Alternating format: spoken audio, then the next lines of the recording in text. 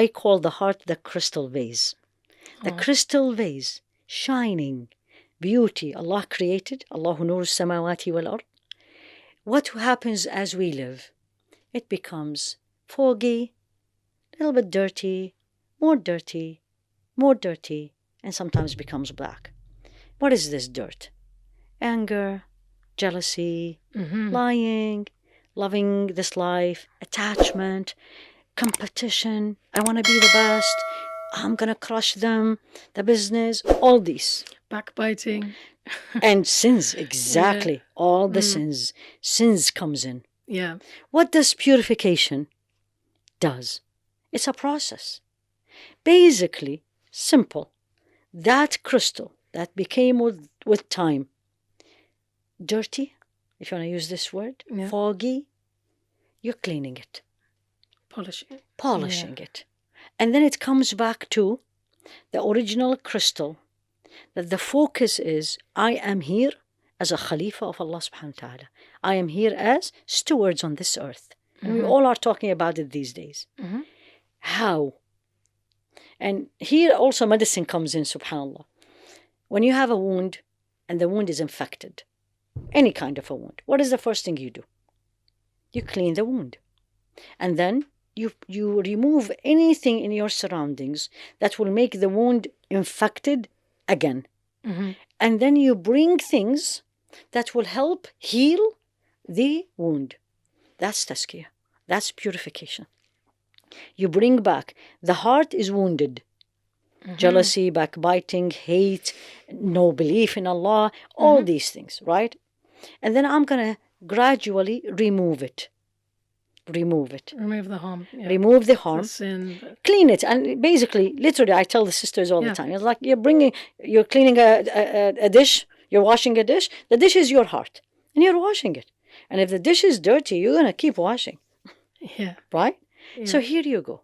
And by the way, purification of the heart, tazkiyah, is one of the 3 messages that Allah subhanahu wa ta'ala sent the Prophet ﷺ, Muhammad, for us.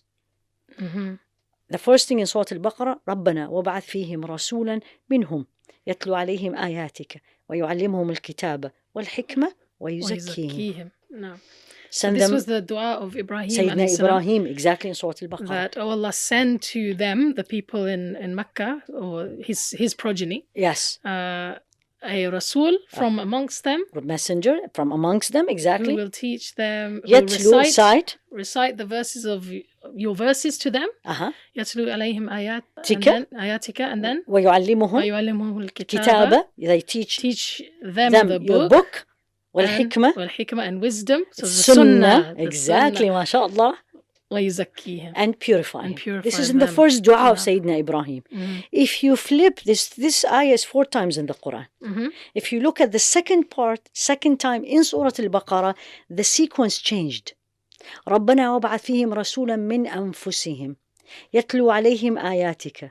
And then وَيُزَكِّيهِمْ وَيُعَلِّمْهُمُ الْكِتَابَ وَالْحِكْمَةَ. Once you are a Muslim, once you know, then tazkiyah becomes, and some scholars tells you it's fardu ayn, it's an individual obligation on every person. So in a nutshell, how do I do it? Number 1, it's like memorizing the Quran. It's a process. It's not going to happen in a day.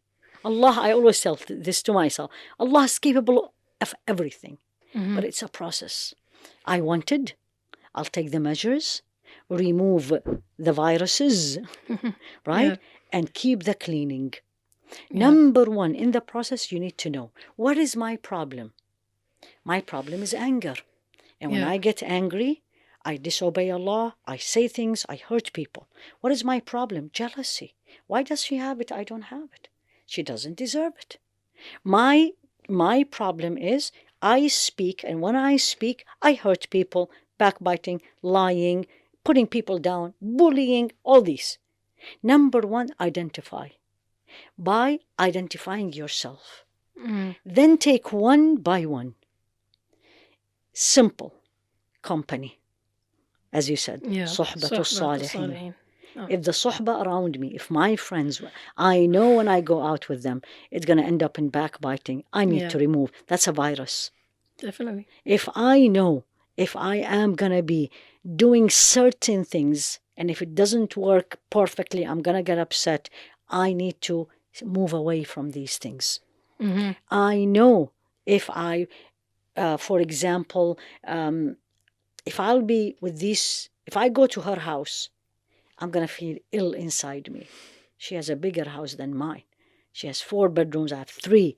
Then I need to cut down from this social interaction.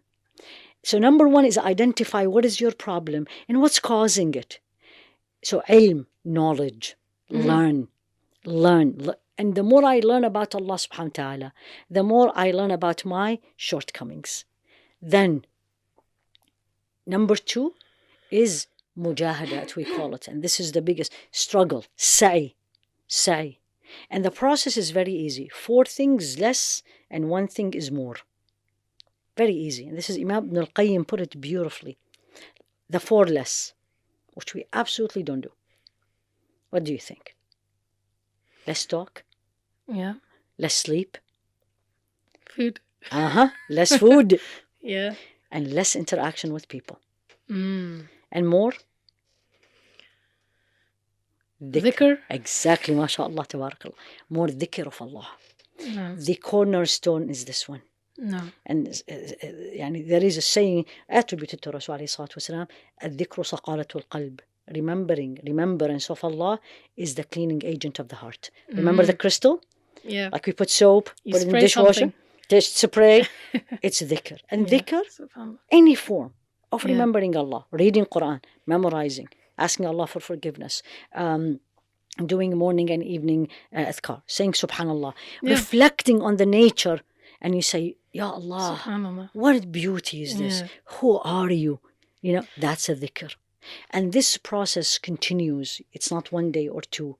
And you will see yourself gradually changing. Much more calmer. Much more appreciative of what Allah gave you. Less complaining. Which is the problem of these days. Yeah. Less complaining. Less attached to the material things. If you have it, alhamdulillah. If you don't have it, alhamdulillah. And then the more you get there, then you start getting so close to Allah subhanahu wa ta'ala. The Quran makes you cry, standing in salah, the night, all these. So it's a process. Alhamdulillahi Rabbil Alameen. What is really beautiful is any time and every time I teach this wherever, and I teach it all over, I'm not only in the States, and people really, these days, that's what they are missing.